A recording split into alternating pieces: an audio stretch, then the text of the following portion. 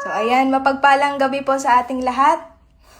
So, ayan, it is a privilege po to speak tonight and to lead our devotion. So, as we begin our devotion po, gusto ko pong tingnan nyo yung image na ipa-flash ko sa screen.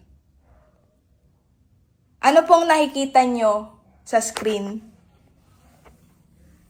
Pwede po kayo mag-on mic. Hello? Painting po. Painting. Scenario po, scenario. Painting po. Painting po. Tapos, ano pong nakikita nyo sa painting? Tao. Dalawang tao. Ayan. Familiar po ba kayo sa painting na ito? Sinasaro po. Sinasaro ba yan? Ayan. Nakita nyo na po ba ito? Na-encounter nyo na po ba itong painting na to? Sa mga books or sa internet? Parang ngayon ko lang nakita yan. Ngayon nyo lang po nakita. Ano po? So, kung hindi po kayo familiar sa painting na ito po ay ipininta ni Michelangelo at pinamagatan niya yung painting na to na The Creation of Adam. So, it's one of the most famous paintings in history. So, powerful tong painting na to kasi hindi lang dahil po maganda itong painting na ito, kundi it really tells us a story without using words. So, ang totoong question, bakit si Sister Beyonce ay nagpapakinta ng painting sa devotion? Dapat, di ba, Bible verse, hindi painting. So, let us keep in mind, kapatid, that sometimes, before God speaks to our ears, He speaks to our eyes. So, this painting captures a moment na nagre-reflect ng spiritual na katotohanan that many of us are living right now. So, ngayong gabi, our devotion is anchored in two texts. So, dalawang Bible verse. Yung una pong Bible verse ay matatagpuan sa James chapter 4 verse 8 na nagsasabi na draw near to God and He will draw near to you. At ang pangalawa naman po nating text ay matatagpuan sa Luke chapter 15 verse 20 kung saan makikita natin yung story of a father who runs toward his son. So to put it simply, ito po yung story ng prodigal son. Ito po yung parable. Na po. So kapag tinignan po natin ulit yung painting one more time with those verses in mind, you will realize na hindi lang po ito art, kundi ito po yung invitation sa atin. So before we break down into specific lessons, gusto ko pong mag-pause kayo at tingnan ulit ang painting na ito for one more time. Pero hindi lang para i-observe, kundi kailangan namnamin nyo ano bang pinapahiwatig nitong painting na to. So, itong painting na to na pinamagatang The Creation of Adam is not merely showing us kung paano nagbigan ang humanity, kundi ito'y nagsaserve sa atin para itanong sa sarili natin on where we are right now sa relationship natin sa Diyos. Tayo ba ay nagre-reach out sa Kanya? Tayo ba ay nag-hesitate? Tayo ba ay nagpapahinga? Or tayo pa rin ba ay nagdadalawang isip na bumalik sa Kanya?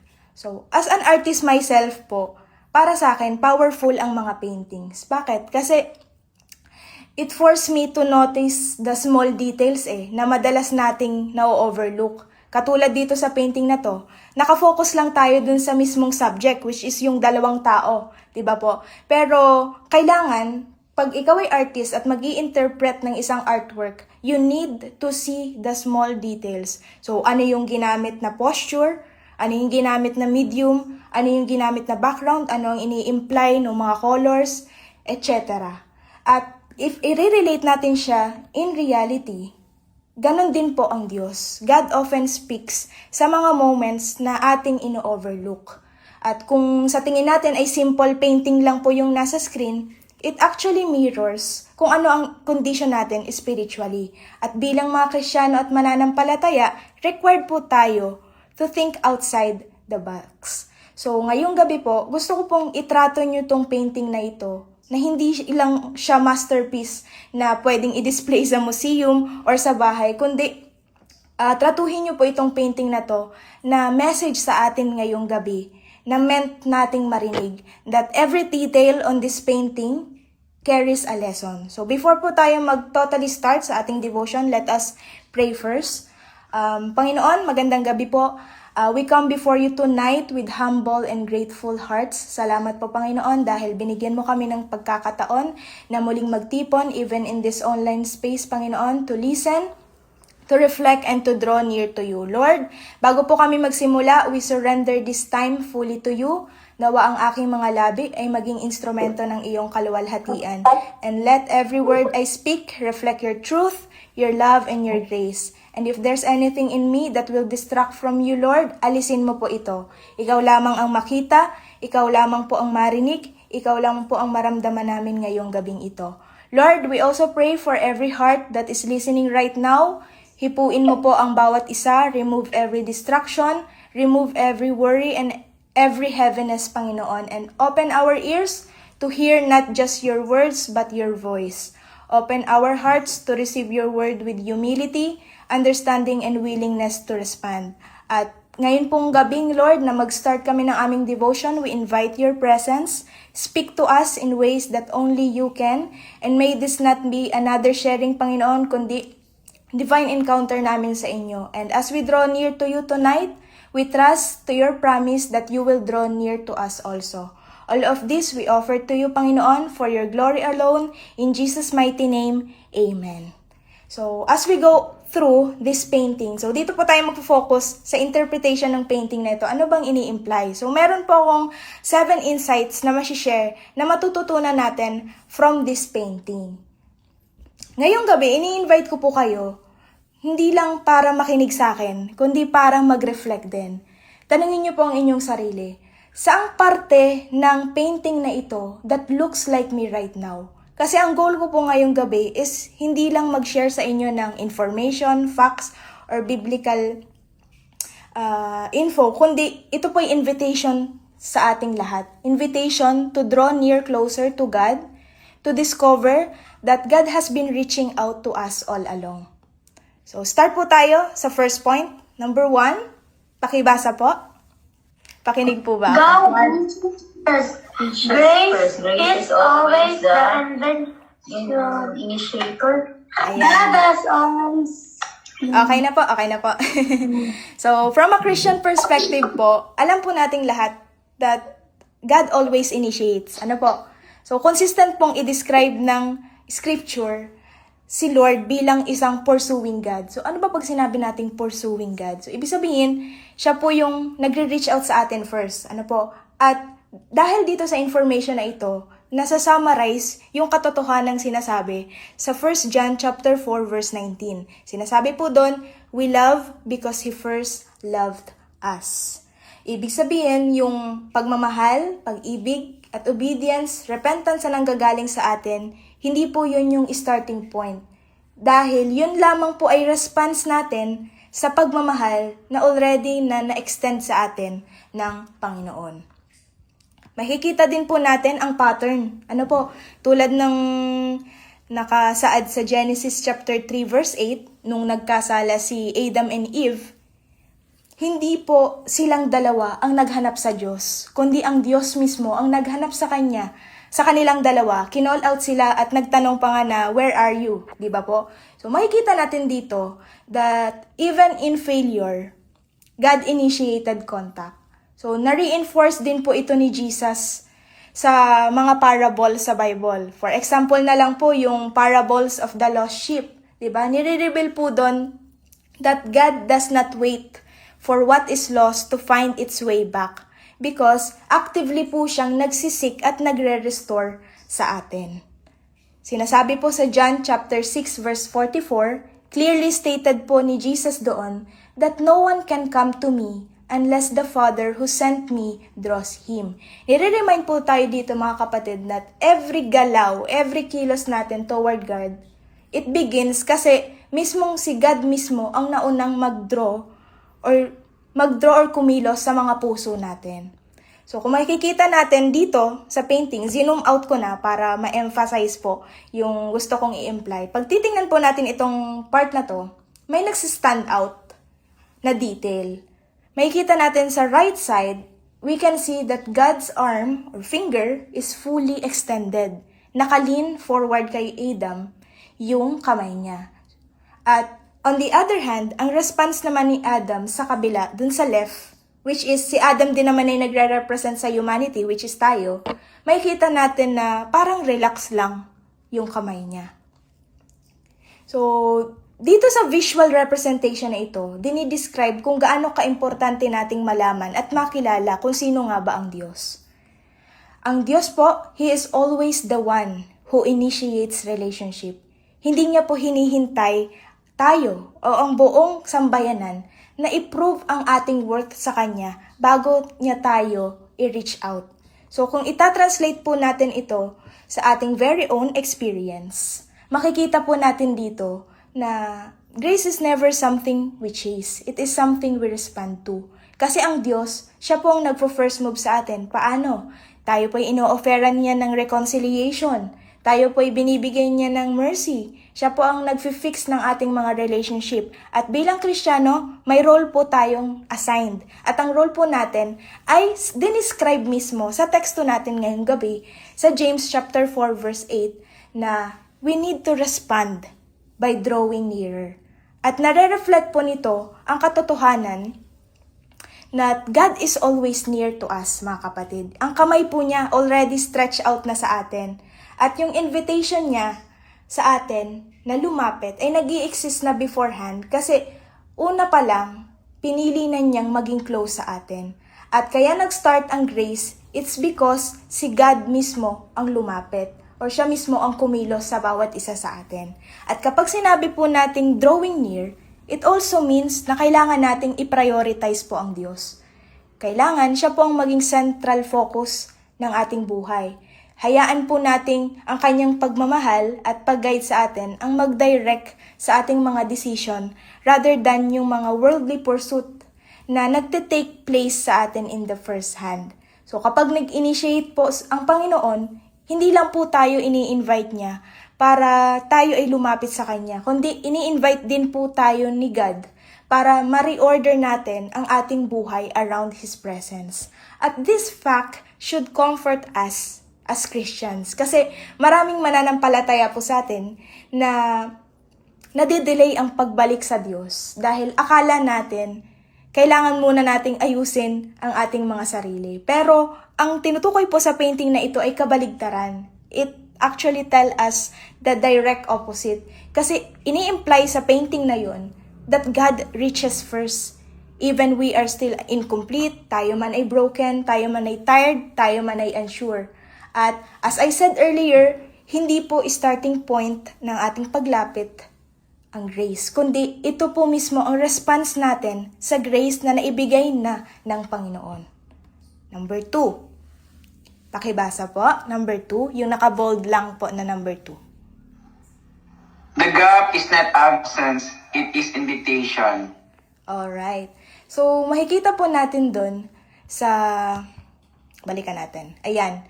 Between God's finger and Adam's finger, makikita natin that there is a small gap or space. Ano po? Pero it doesn't imply na may rejection'ng nangyari. Intentional po yung ginawa ng artist to show us that God does not force connection. So kapag namilit, hindi po yun pagmamahal. Kasi ang totoong pagmamahal, marunong maghintay at ang pagmamahal po, marunong gumalang sa freedom natin. At yung small gap na yan sa painting na yan ay nagre-represent ng respeto ng Diyos sa mga choices nating mga tao. Kung mapapansin po natin at pagninilay-nilayin ang mga English translation ng Bible, ang ginagamit pong term ay invite. Ano po, parang katulad nung sa ibang translation ng James chapter 4 verse 8, He invites us to draw closer. Invites po ang ginamit na term, hindi force. Ganun po tayo kamahal ng Diyos. Ini-invite lang po tayo niya, pero hindi po tayo niya pinupwersa. And at the same time, we share this truth sa ating second text na matatagpuan sa Luke chapter 15 verse 20 na story yon ng prodigal son. Makikita natin dun na hindi naman din nagpabalik nung tatay yung anak niya papuntang bahay, di ba po? Talagang hinintay niya, pinanood niyang bumalik, and he even look out for him. So, ang pinpoint dito, the son has to decide to return. So, nasa atin po, ano? So, yung gap na pinakita ko sa inyo kaninang small gap dun sa painting, it shows us that relationship requires willingness. Ang Diyos po, lagi pong available yan. Siya po ay laging available sa atin. Pero ayaw po niyang i-violate yung free will na ibinigay sa atin. Because God has respect for human choice. So kapag nafe-feel natin na tayo ay malayo sa Diyos, we must understand that yung small gap na yon ay hindi po dahil iniwan tayo ng Diyos. Yun po ay proof lamang na tayo ini-invite niya. Kung tutuusin, kayang-kayang abutin ng Diyos yung daliri ni Adam. Ano po? Pero, binigyan niya ng choice si Adam na abutin yung kanyang daliri. He patiently waits. Ano po? Kaya makikita natin doon that space between Adam and God, it's not a condemnation, kundi ito po ay open door for a connection. Next, number 3 po. Pakibasa po. God does not stand still. He moves toward the returning heart. Ayan. So, makikita po na meron mang gap, pero it doesn't mean motionless ang Diyos. Pag sinabing motionless, naka-standby lang, or nakatayo lang, or walang ginagawa, walang ginagalaw. Makikita natin dun sa painting, ayan, pinalikan ko yung painting, makikita natin na si God, itong nasa right hand, representation lang po, no? Makikita natin dito that He is moving forward towards Adam. Naka-stretch yung kanyang arm, yung angel sa likod, naka-follow, at yung posture ni God toward Adams ay nakalin sa kanya. Pinapakita po dito that God actively pursues connection to us. Tulad din nung i-relate natin sa prodigal son, may ginawang unexpected po yung father nung son, which is he runs towards him. Sa culture po nila, ang mga dignified fathers ay hindi tumatakbo towards anak. Pero, na-break yun kasi na-overrule ng pagmamahal ng tatay ng anak yung pride. Ano po? Next. Nire-reveal din po dito ang profound thing or facts about God's heart. Na hindi lang po siya basta-basta naghihintay sa atin. He also responds. So, if i-relate natin siya sa prodigal son, nasa daan pa lang yung son, the father was already watching. So, dun sa painting naman, kahit hindi nililift ni Adam yung finger niya towards God, God is already reaching with full force. Ano po? So, ang ibig sabihin lang po nito, that kahit yung small na movement natin papunta sa Diyos, nagmamatter po ito. Ibig sabihin, even our single prayer, kahit one moment of surrender natin sa Kanya, at even one honest cry, when we move toward to Him, He accelerates towards us. Kasi ang posture ng Panginoon is always pursuit. Hindi po to passive. Ito po ay active. Next point. Number 4, nearness is a response. It's not a reward. Kung makikita natin doon, hindi na-earn ni Adam ang touch ng Panginoon through effort. Kung makikita natin, sobrang relax niya doon sa painting. Hindi man lang siya nag-effort to strive or abutin or to prove anything to God. He is just simply there, ready to receive yung touch ng Panginoon. So, katulad din niya nung prodigal son. Umuwi siya ng bahay nila nang hindi clean up, hindi deserving, kundi bumalik siya na siya ay broken, na nagre-rehearse pa nga siya ng apology pero hindi niya natapos yung kanyang speech na embrace na siya ng kanyang tatay. Kaya sobrang powerful po ng teksto natin ngayon. Kasi pinapakita doon that drawing near to God, hindi po ito yung reward para sa mga good behavior natin. Ito lamang po ay response natin sa grace na kanyang ibinigay. Hindi po natin nilalapitan ang Diyos dahil tayo ay righteous. Nilalapitan po natin ang Diyos dahil siya ang righteous at merciful. So, hindi po na-achieve ang paglapit sa Kanya na dapat tayo ay perfect. Ano po? Hindi po yun yung requirement ng Diyos. Hindi kailangan perfect. Ang kailangan lang ng Diyos ay humility sa atin. Kasi maraming believers o maraming mananampalataya ang naniniwala na ang closeness ay na-earn daw po siya. Pero, different story ang sinasabi sa atin ng painting. God's hand is extended before Adam proves anything. Hindi po na-achieve ang grace. Ito po'y na-accept.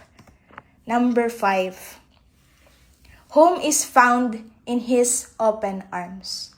So, this painting actually remind us that ang buhay natin, ang ating identity at ang ating purpose, nagfo-flow lamang ito within God's presence. So painting na yun, kapag hindi in-include yung pag-touch ni God sa kanyang kamay, incomplete yung thought. Ano po? So, i-relate din natin siya dun sa prodigal son. Kapag walang embrace, hindi siya in-embrace ng kanyang tatay, remain lost pa rin yung son. Even though siya ay nasa bahay na nila. Kasi, as a Christian, we believe na ang home is not a place. It is the proximity to the Father. Pag sinabi nating proximity to the Father, ito po yung gaano kalapit tayo sa ating Ama.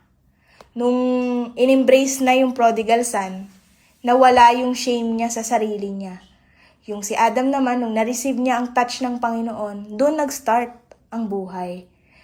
Sinasabihan po tayo nito na ang restoration sa buhay natin, hindi po siya nangyayari nung na-explain natin ng maayos ang ating sarili. Ito po yung nangyayari kapag inalaw natin ang ating sarili to be held by His grace.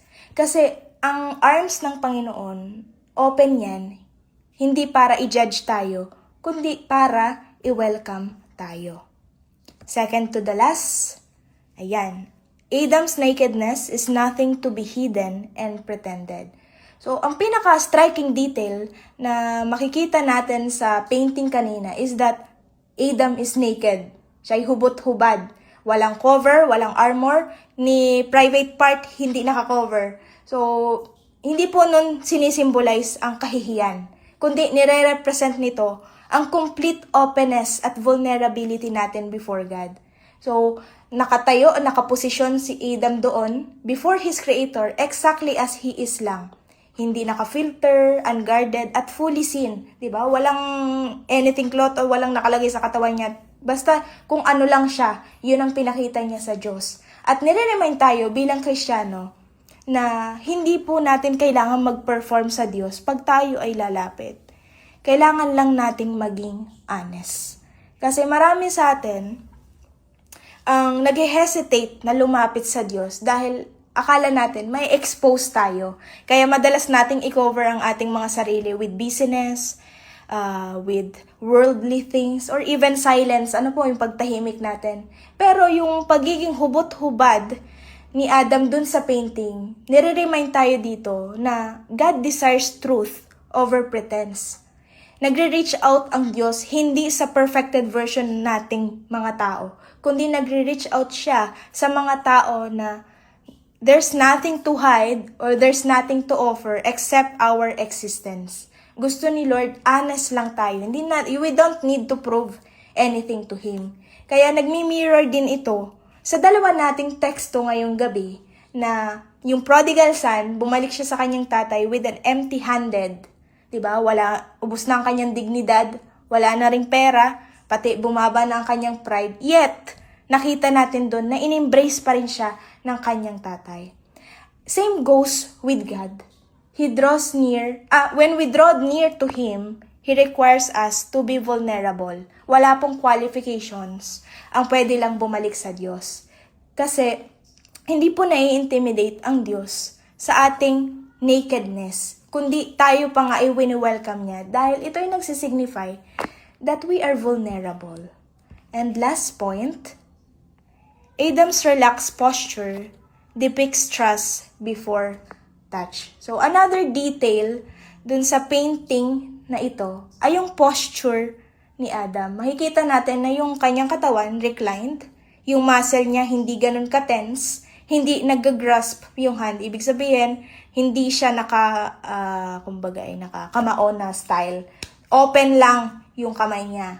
So, ibig sabihin, parang dinidescribe dito sa painting na ito that he is resting on God's initiative.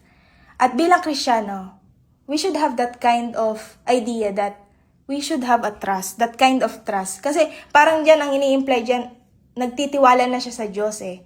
'Di ba? Parang wala na siyang hino-hold on from the past, parang ganun. So, marami din sa atin bilang Kristiyano na lumalapit sa Diyos with a clenched fist. Pag sinabing clenched fist, we are trying to be better, trying harder, we are praying louder, we are striving for more.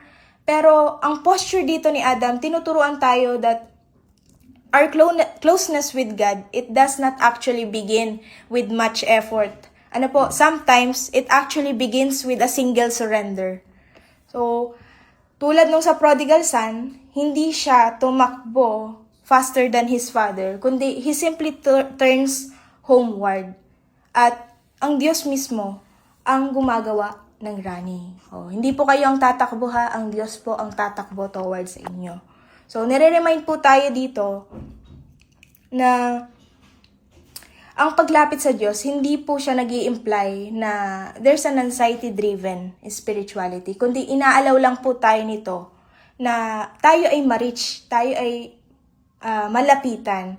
Kasi hindi naman tayo sinasabihin ng Diyos na i-grab yung kanyang kamay dun sa painting out of desperation, kundi hinahayaan lang tayo ng Diyos. So, ini-imply ng Diyos na tayo ay maging open sa Kanya ng may pagtitiwala. Kasi para sa akin, ang nagsisignify ng spiritual posture natin is mismong pagpahinga lang.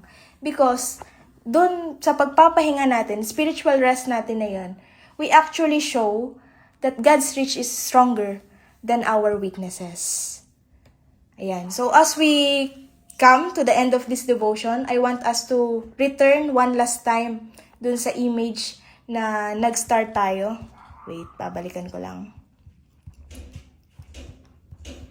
Ayan. Gusto ko po one last time, tingnan nyo po ulit. Makikita natin doon, 2 hands. Yung isa, fully extended. Yung isa naman, he is waiting to respond. So, 7 lessons na ating na-discuss. Hindi na po natin makikita ang painting na to na siya lang ay simpleng art, kundi makikita natin dito ang reflection ng ating spiritual journey. So, makikita natin at mauunawaan natin ngayong gabi that God has never withdraw His hands. Siya pa nga mismo ang nagre-reach out sa atin. He waits us, mga kapatid, with patience. At He actually moves towards us with a returning heart. At wini-welcome niya tayo without actually requiring us na maging perfect sa harap niya. Ini-invite lang po tayo ng Diyos na maging vulnerable. Ano po? At tinatawag din po tayo ng Diyos to lean on Him, to trust on Him. Hindi po tayo mag-strive for more effort. Kasi sa Kanyang open arms sa atin, doon natin madidiscover ano nga ba ang totoong tahanan na dinidescribe kanina. So, ang totoong question dyan,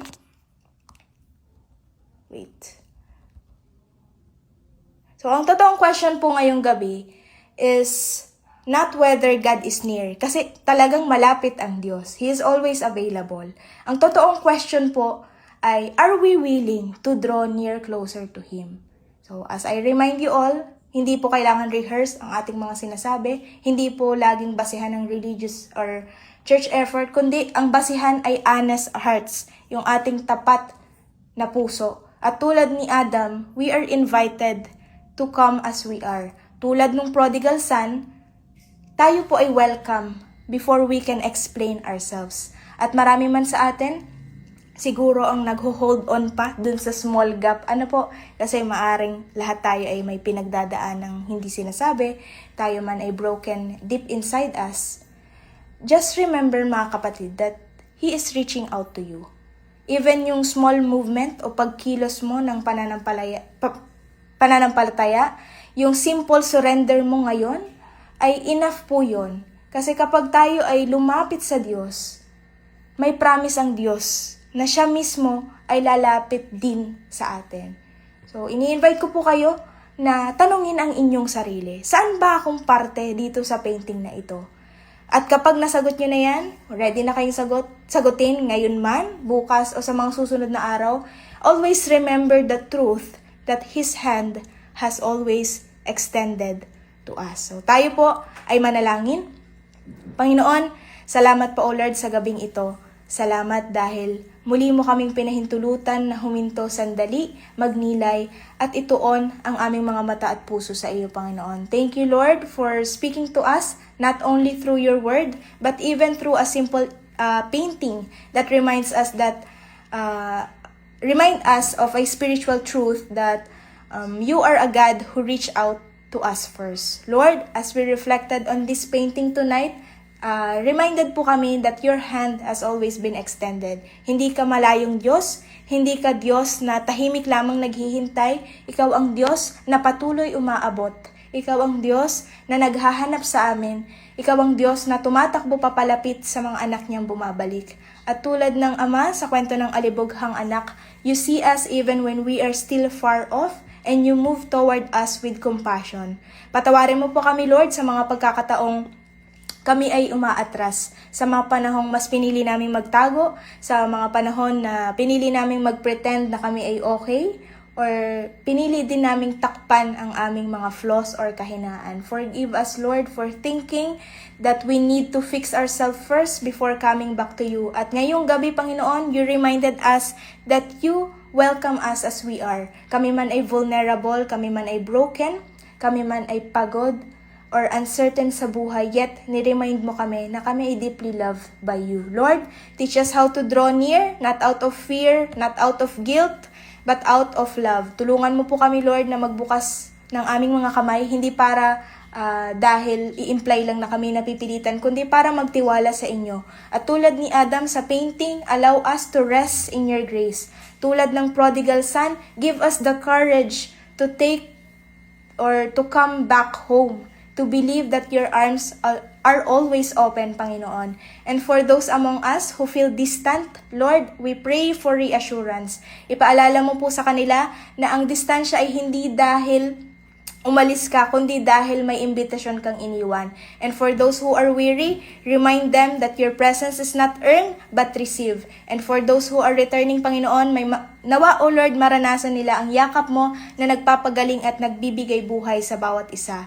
And as we end this devotion, we offer our hearts to you again. We choose to draw near. We choose to come closer. Hindi bilang perfectong tao, kundi kami ay handang sumuko sa inyo, Panginoon. And we hold on to your promise that when we draw near closer to you, you draw near to us also.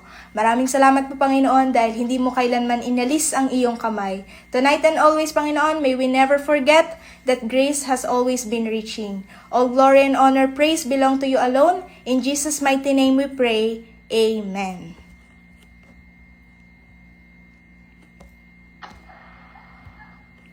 Amen po.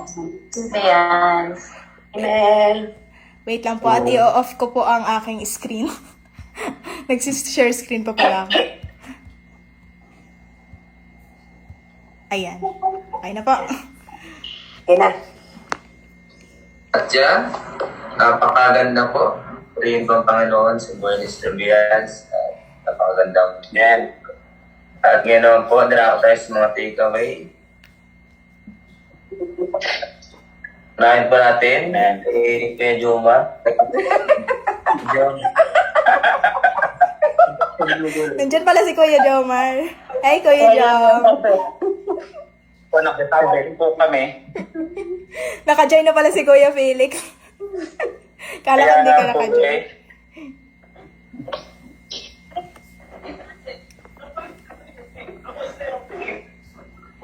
Parang walang Kuya Joma. Nandiyan po Kuya Joma.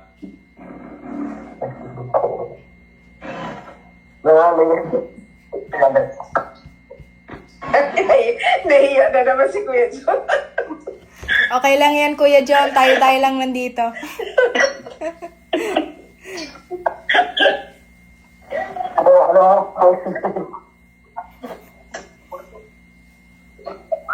Ano mo yan?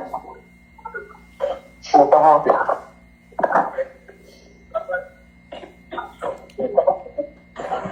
At yan po, habang nag-buylo po si Brother Jomar, si Brother Felix po muna. At sunod-sunod na po. Para po sa akin, ang takeaways po na even though ang dami talagang matutunan, ano po, ang daming magandang takeaways na makukuha ka dun sa lesson for tonight. Pero ang pinaka nag-ano po sa akin na katulad po ng ating tatay or ng ating mga ama dito sa lupa, ano po, ang Panginoon po ay kumbaga mas kumbaga hindi po siya kasi di ba po, halimbawa pa tayo po yung nagkakasal sa ating mga magulang ay tayo po tinutuwid, right po? Tinutuwid po tayo, pipinapalo tayo. Pero ganun pa man, katulad nga na bilang isang magulang, andun yung love. Ano po, syempre, pinapakita natin yung love sa ating mga anak, ano po, para hindi sila, ano po, at lumaki sila na may takot sa kanilang mga mamagulang na po. Pero ang Panginoon po, sa Kanya po ay talagang kahit nagkasala ka sa Kanya, andun pa rin po yung talaga, yung parang yung understanding, yung love, ano po, na wala hanggang pagmamahal, ano po, kahit patuloy kang magkasala, basta yung puso mong tapos puso kang lumapit sa Kanya, doon pa rin po yung love na ibibigay niya sa iyo po ng buong buo, ano po, yung tiwala, yung grace, ano po, andun po talaga lahat ibibigay niya sa iyo at more than pa doon yung ibibigay niya sa iyo, basta yung buong puso ka sa kanyang lumapit, ano po, na basta tapat yung paghingi mo sa kanya ng tawad, tapat yung pagpapakumbaba mo sa kanya, ano po, at buong puso mo siyang tinatanggap bilang tagapagligtas, bilang Panginoon. Andun po lahat yung grace na ibibigay niya sa iyo po, ano po, na hindi kailanman magbabago. So yun po.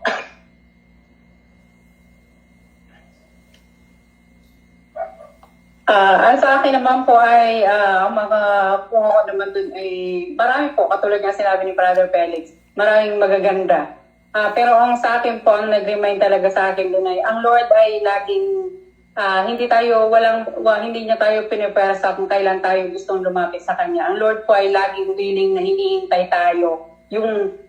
Ang gusto lang kasi makita ng Lord ay yung buong puso, yung katapatan natin na paglapit sa Kanya, yung buong pusong nagpapakumbaba tayo na lumalapit sa Kanya. Kaya hindi niya tayo kailanman pinipersang lumapit. Oy, lumapit ka na sa akin kasi ganyan na yung problema kung kalaki. Hindi ganoon ang Panginoon. Hinahayaan ng Panginoon na maramdaman natin yung sakit para kapag naramdaman natin yung sakit sa mga problema na pinagdananasan natin, doon natin nakikita na patuloy na kung gaano kabuti yung Panginoon sa buhay natin. Na nandyan lang siya, tawagan mo lang siya, willing siyang makinig, willing kanyang yakapin, di ba?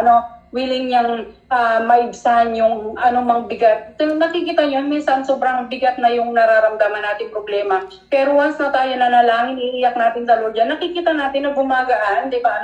Yun, dun gumagawa ang Panginoon sa buhay natin. Tahimik lang siya, pero may ginagawa siya sa buhay natin kahit hindi man tayo totoong lumalapit pa sa Kanya na full surrender talaga sa Kanya.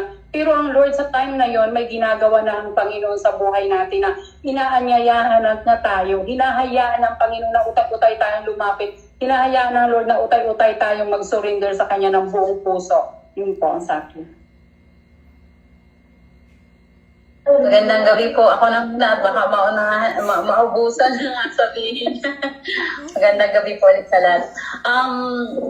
Ang akin naman pong take away dun sa mensahe na meron ngayon, yung realization ko po ay bilang isang mananampalataya, hindi po tayo laging malakas. No, meron tayong dumadaan din, sabi nga, 'di ba, hindi laging smooth ang kalsada, may bako-bako na nadadaanan. Ang dagat ay hindi laging kalmado, may maalo sometimes. At ganoon din tayo sa buhay natin. May pagbagsak, may pagtalikod minsan, may panlalamig tayong nararanasan. Pero sa kabila ng yan, tayong tao, pabago-bago ang isip, ang damdamin, ang emosyon, ang lahat nagbabago sa atin. Pero ang Diyos natin ay nananatili. Anong sabi nga, siya ay Diyos noon, ngayon at magpakailanman. Yung karakter niya noon, ngayon at sa mga hinaharapang panahon ay nananatili. Kaya kung ano man po, dumating man tayo, yung ano po sa akin ay dumating man tayo sa punto ng ating buhay na magkaroon tayo ng kumbaga dahil nga sa ating mga kahinaan, dumating tayo sa pagkakataon na tayo ay manlamig sa Panginoon. Tayo lang yun. Huwag nating isipin na ang Diyos ay nagpabaya sa atin.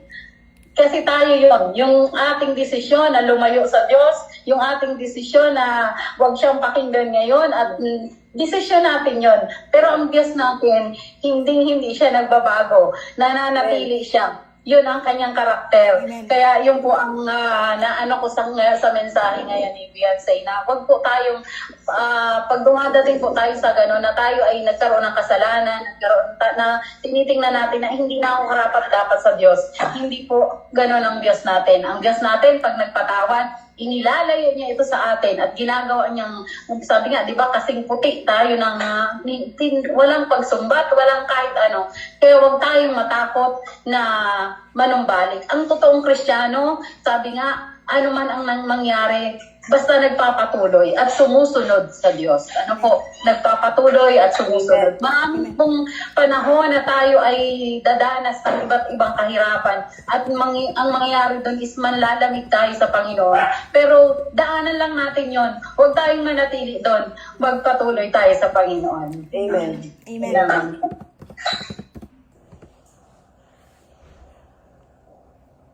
Dahil po, ganda ka rin. Yung kailang po kasi ang lumalayo sa Panginoon, ang Lord naman po palaging nandyan po sa atin. Tayo lang po yung natatakot, ano po. Pero, kung pupunsin po, kung talagang ang puso na isinurrender na po natin, ang pagsunod sa Kanya, ay nandun na po yung mararamdaman natin na kaganapan. Dahil yung Diyos po ay napakabuti po ang pag-ibig niya sa atin. Walang kapantayan sa buhay ng bawat isa. Kaya nga po, lagi po natin tandaan, isipin na tayo po ay laging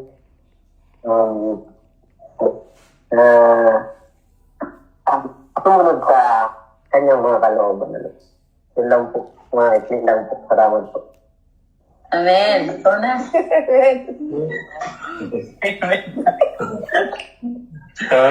Ito na. Yan. Sa akin po ay isang maiksing ang Diyos natin ay nananatiling tapat sa kanyang salita at sa kanyang pag-ibig. Ano man ang mangyari, under any circumstances, ang Diyos ay nananatiling tapat sa atin. Amen. Amen.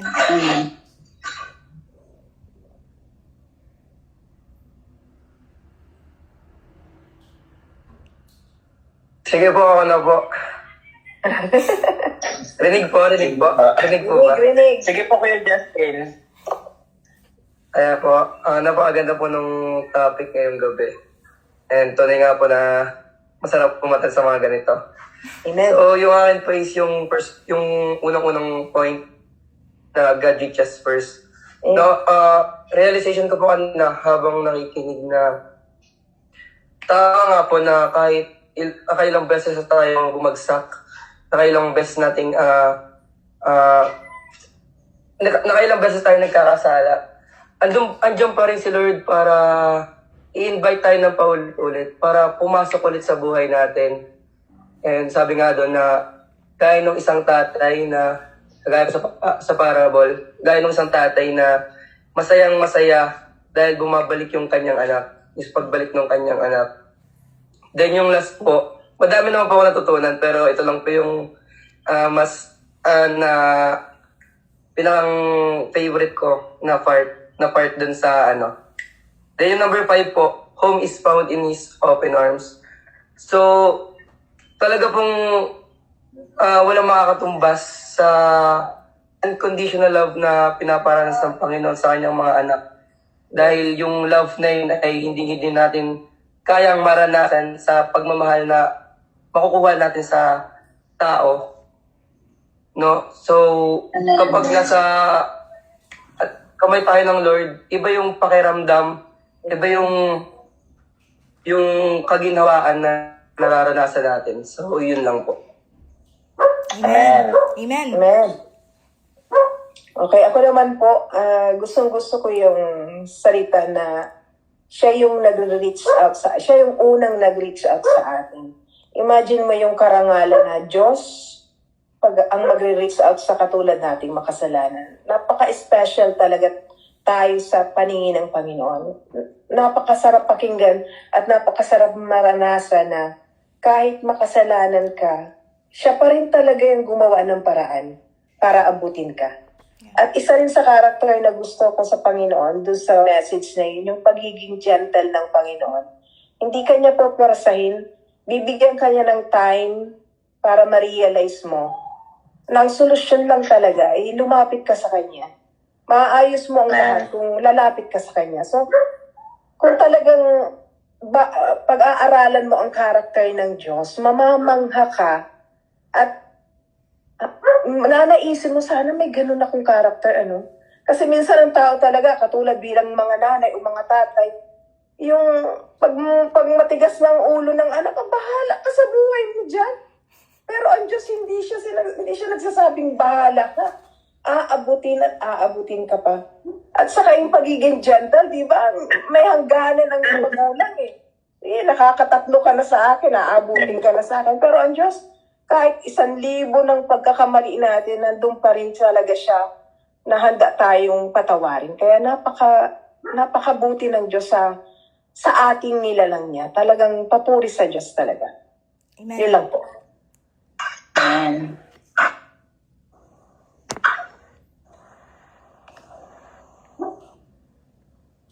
Pero QC po, meron po ba mga takeaway taga QC?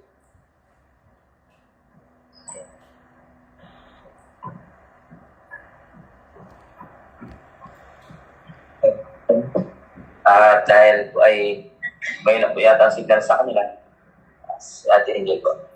Ayan, ang akin naman po ay, yun nga po, ang pangalan po ay hindi namimili. Nariyan na po siya at inaaya niya po tayong gumawa ng desisyon. Sarili natin na, siyempre, nariyan din po siya para gabayan tayo sa mga nabuo nating desisyon. At naghihintay lang po siya ng point na sarili natin na tayo na mismo yung lalapit sa kanila. Lamang. At yan po, wala na po ba? Jacob? Wala. Diyan, napakaganda ng message ngayong gabi. Ang devotion natin. Ang sabi ko na po, kayo dito, ang pag-ibig ng Diyos ay proven and tested. Sabi nga doon, alala ko tuloy, nag-grima sa akin sa aklat ng Roma, sa Roma 5, versikulo 8, pinatunayan ng Diyos ang kanyang pag-ibig sa atin na si Kristo ay mamatay para sa atin, kung tayo ay mamahina pa. Napakagandang pakinggan na ang Diyos ay, ang pag-ibig at nature ng Diyos, kasi hindi niya pwedeng itakwil yun eh, yun siya. At yun na yung nature niya na hindi talaga mababago ng pagiging mahina natin, pagiging marumi natin.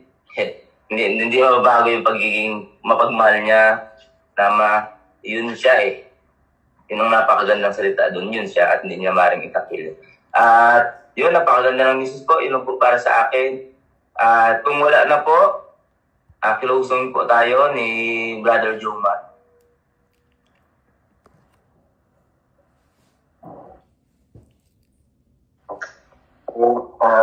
Ay ko lang yun.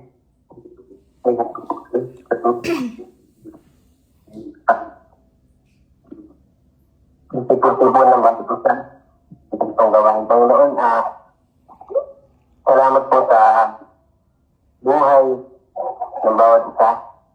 Salamat po sa inyong mga salita, Panginoon, na hindi po ay binahagi, Panginoon, sa amin, Panginoon. Salamat din po sa mga tao, Panginoon, na inyong ginagamit po pang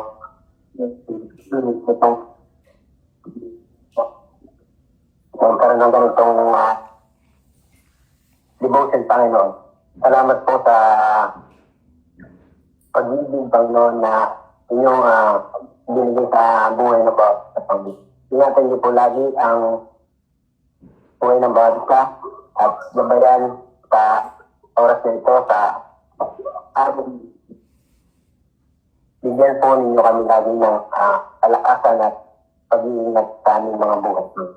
Thank you po ang pagkating nito. Thank you po namin itinataas at ibinabot sa inyo. Sa mga kalipat makapangyarihan pangalan.